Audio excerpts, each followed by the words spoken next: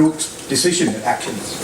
So this is a brief definition of patriotism, which is different from nationalistic that we are talking about.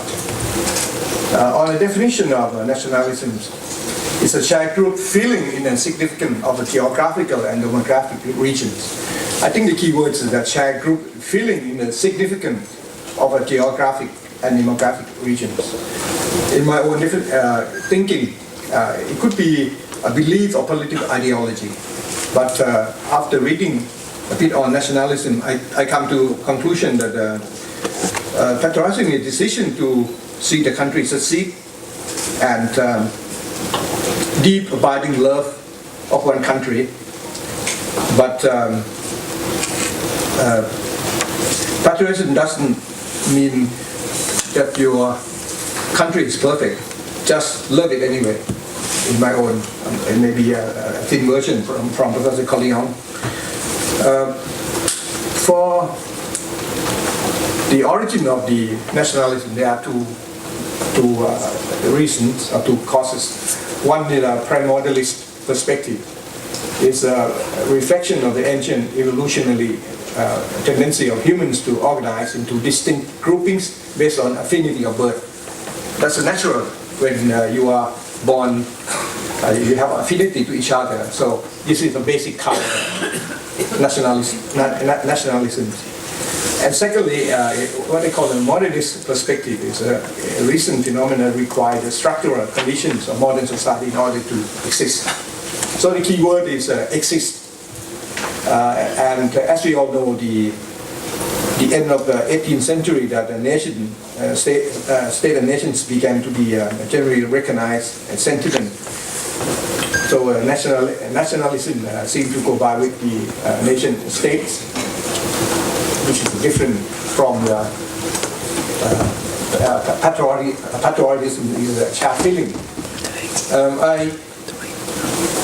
I think so. In brief, I think to me there are different things. Nationalism is ideology based on the precise individual loyalty to one country, and the patriotism is the emotional attachment one. Yeah, these two things are mixed with each other, particularly nationalistic feeling which is coming to during the Second World War. I questioned to Dr. Puey feeling. I heard him say these words and some of these sentences, and I look up from his writings. When the Thai student here at RSC and Cambridge and Oxford and several institutes 80 years ago got together after the beginning of the Second World War, they think they have to do something for their country under the Japanese oppression. So they asked the British government to be a part of the war, intentionally to be working underground for the Thai underground forces in Thailand. I hear very often that the reason why they joined that group and later become called 136, there are 36 people in that group working as the British soldier during the Second World War. They cannot correlate the Japanese oppressions. This I heard very often from my father, which is one part of the 136. Fear of being enslaved after the war. Freedom and independence are the issues, and protecting the country's interests.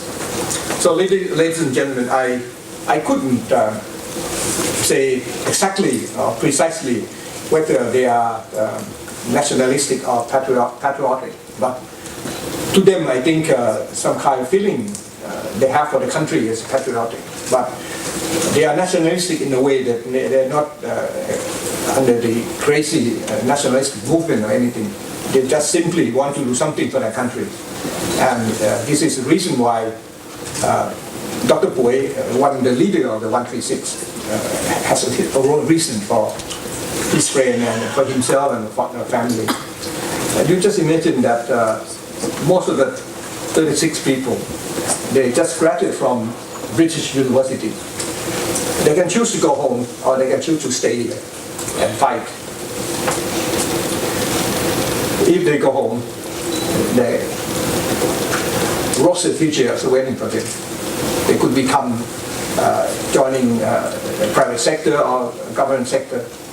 But still 36 of them make decision that to be here, to be trained in the British Army and fought.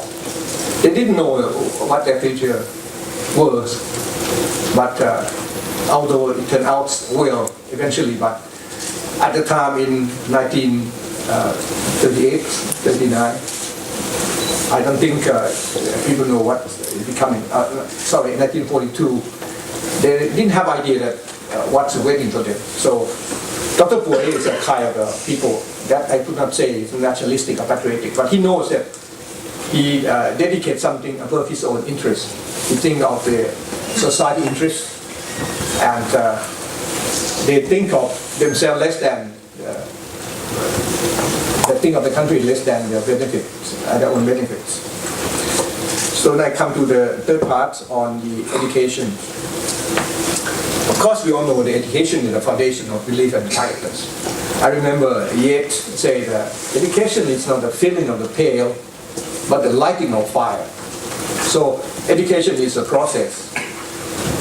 It comes from family, from school, from society, as we all know. They seem to think school is the most part responsible for education, but actually the family and society is much more important to me. Not bitterness. It's promoting the betterness of the Thai society. Not intentionally kind. As we all know, the education and training are a very important role, and I support of the putting some idea of a nationalistic idea and patriotic idea into kids. However, before teaching them something, I have two things that I think need to be put in their heads. The first thing, I think lead to misunderstanding in our country. In Thailand, due to nationalistic movement, just immediately before the war and during the war, they think there are two kind of people. There are Thai and non-Thai. And the remnants of that feeling is still in Thai society now. They think some people are true Thai and some are non-Thai. Even they don't say it explicitly, but that kind of feeling is still under the current in our society. They have to understand that we are all migrants of our country. Every country in the world, their citizens are migrants. Don't forget that 150,000 years ago, 3,000 people migrate from Ethiopia to become 7 billion in the whole world. So every country, they're all members of the migrants, and it depends on some family are in Thailand before other family. Only, but we all Thais, we share the same benefits. We have a common interest, we have a common culture.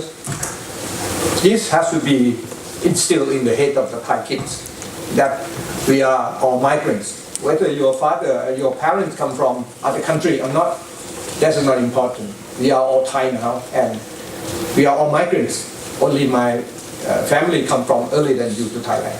This is very important. And secondly, they say a lot in Thailand about love the country. What does it mean, love the country? It's so vague and so vain. So I think love the country means four things. Proud and be possessive of independence. Independence doesn't come easy, as we all know. Thai people seem to overlook these kind of things. We have been independent for a long, long time, except during the Second World War. We survived the colonialism in Asia. To define love the country, proud and be possessive of independence. Love and be possessive of the country resources. I mean lands, I mean all the material, I mean all the things that are physical and non-physical. And thirdly, be proud of Thainess. If we devoid of culture and history, then we are not Thai. We don't have identity. And lastly, You have to love your fellow citizens. We have foreign workers in our country. We have residents in our country, and we have Thai citizens. These kids have to be taught that we have to love our fellow citizens, no matter they are migrant workers or temporary residents or even tourists in Thailand. I think this is very important because we always say love the country, but love what? So these are the more, I think, more focus for the Thai kids to understand. And lastly, if the nationalistic feeling or the ideas of the patriotism taught to kids, it has to be balanced by what we call the good citizenships. Without the good citizenship, we could run into the crazy nationalistic feeling, and that would be very bad indeed, and would be the last thing that we want. What does it mean, good citizenship? One is respect rules. I think our kids have to be taught that we all have to respect rules. And secondly, accept and respect differences. Sometimes we forget that differences are natural things. Each has to accept and respect differences in others. The opinions or the ideas or whatever, they have differences. And thirdly, respect rights of others. Fourthly, respect equalities. Respect majority rule. And I think we need to have freedom with responsibility. We can't have only freedom with our responsibility. So, all in all, I would like to say this. Kids in school should be taught, in my own opinion, the concept of nationalistic and patriotism. Let them have their own identity. Let them know what love the country means, and to be balanced by good citizenship through curriculum or non-curriculum. And all it has to be in moderation and balance. If you have too much nationalistic feeling without good citizenship, then we could run into a nationalistic freedom just happen in other country and wouldn't be good for Thailand at all. And for what? The final things that we need is that we need survival. Without make kids being nationalistic, it could be a threat on survival. And we need sustainability. We need a good citizenship will make sure that sustainability could be achieved, and stability of the society as well. So, in conclusion, I'd like to say that I believe that nationalistic feeling and patriotic feeling has to be taught to kids, but has to be balanced by the good citizenship as well.